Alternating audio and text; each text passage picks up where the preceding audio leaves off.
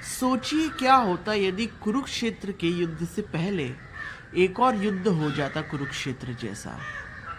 नहीं समझे? चलिए मैं बताता हूँ। तो महाभारत अपने आप में एक स्टोरी है कॉम्प्लेक्स रिलेशंस की। उसी में कॉम्प्लेक्स रिलेशन है भगवान श्री कृष्ण और दुर्योधन के बीच। अब ये रिलेशन क्या है? भगवान श्री कृष्ण और दुर्योधन आपस में दुश्मन होने से पहले एक दूसरे के समधी थे। जी हाँ, श्री कृष्ण और दुर्योधन आपस में समधी थे। अब कैसे? तो सुनिए।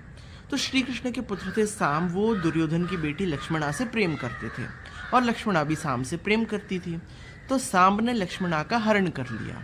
अब जैसे ये बात कौरवों को पता चली तो उन्होंने हमला करके सांब को अपने कब्जे में ले लिया और उसे बंदी बना लिया।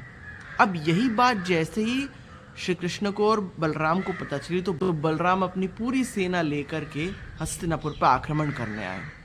जैसे ही श्री कृष्ण को इस बात का पता चला उन्होंने मध्यस्थता करी, और क्योंकि जो बलराम जी थे वो दुर्योधन के गुरु भी थे, उन्होंने उसे गदा सिखाई थी। तो उस गुरु शिष्य परंपरा के खातिर उन्होंने इस रिश्ते को स्वीकार किया और लक्ष्मणा और सांब का विवाह हुआ। तो इस कारण हम देखें तो श्री कृष्ण और दुर्योधन आपस में समधी थे।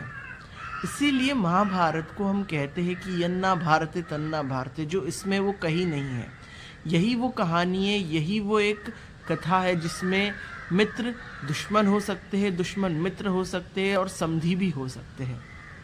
तो ऐसी और अमेजिंग बातों को जानने के लिए आप मुझे फॉलो और सब्सक्राइब कर सकते हैं। नमस्ते।